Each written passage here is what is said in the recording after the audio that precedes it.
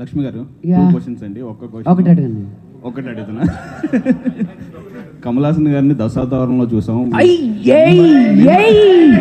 మీరు ఇప్పుడు అద్దో ఇంకా అడగద్దు నన్ను రజనీకాంత్ గారితో కమల్ హాసన్ గారితో బాబాయ్ నన్ను నాకు ఫ్లైట్ లేకుండా వెళ్ళిపోయేటట్టు నేను బాంబేకి ఇప్పుడు బాబోయ్. ఆదిపర్వంలో సప్తావతారం ఉంది కదా, ఈ సప్తావతారం చేయడానికి మీరు ఎంతవరకు హోంవర్క్ చేశారు లేదా న్యాచురల్గా చేస్తారా? ఉండదండి, న్యాచురల్గా అంటే నీ వాయిస్ డిఫరెన్స్ ఉంటుంది, మీ హెయిర్ డిఫరెన్స్ ఉంటుంది, మీ స్కిన్ డిఫరెన్స్ ఉంటుంది.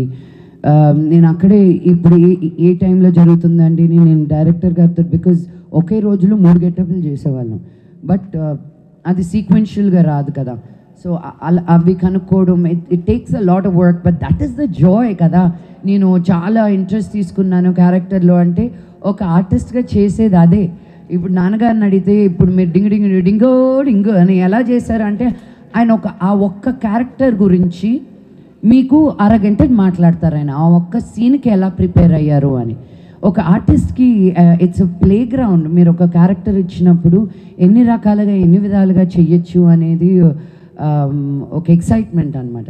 సో నాకు చాలా ఇష్టం. నా గోర్ల దగ్గర నుంచి వేసుకునే కమ్మల దగ్గర వరకు ఐ టేక్ చాలా చాలా చాలా కేర్. ఇంకొక క్వశ్చన్ అండి, అంటే మీ తమ్ముళ్ళు ఇద్దరిలో మీకు బాగా క్లోజ్గా వచ్చేవాడు మీ తమ్ముళ్ళు ఇద్దరిలో, బ్రదర్స్ ఇద్దరిలో ఏ తమ్ముడు బాగా క్లోజ్ అవుతారు? ఒకవేళ మీ దగ్గర ఒక వరం ఉంటే ఇద్దరిలో ఎవరికి ఇస్తారు? వరం వస్తే నేను తీసుకుంటాను కానీ వాళ్ళకి ఇచ్చేది ఏంటండి బాబు. వాళ్ళు ఇండియాలో మొగాళ్ళుగా పుట్టారు, అదే వాళ్ళకున్న ఇది, అదే ఒక పెద్ద వరం వాళ్ళకి. కుడికన్నా ఎడంకన్నా అని అడిగి నన్ను ఇంట్లోకి రానికుండా చేసేటట్టున్నారు.